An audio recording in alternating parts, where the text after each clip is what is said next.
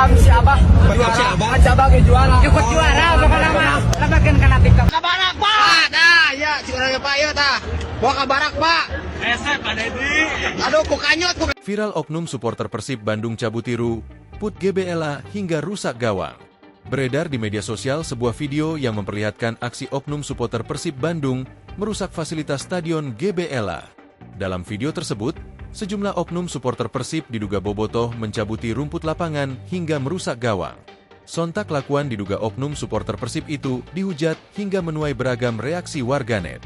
Akibat perbuatan oknum bobotoh itu, euforia Persib Bandung juara Liga 1 2024-2025 tercoreng. Diketahui peristiwa itu terjadi setelah kemenangan Persib pada laga terakhir melawan Persisolo di Stadion Gelora Bandung Lautan Api, GBLA, Sabtu, 24 Mei 2025, lalu. Dalam video viral itu, memperlihatkan sejumlah oknum supporter turun ke lapangan di GBLA. Bukannya untuk memunguti sampah, sejumlah oknum justru merusak rumput. Terlihat seorang oknum supporter mencabuti rumput lapangan. Sementara itu juga terlihat beberapa oknum supporter lainnya menggunting jala gawang usai laga Persib Bandung versus Persisolo tersebut.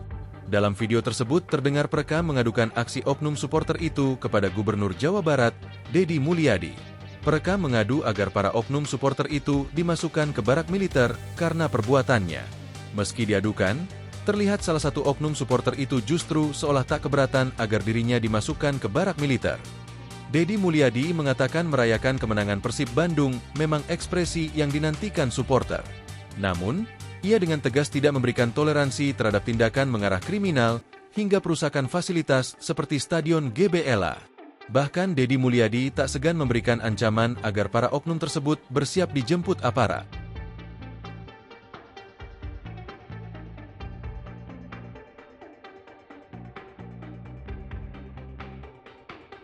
Download Tribun X sekarang, menghadirkan lokal menjadi Indonesia.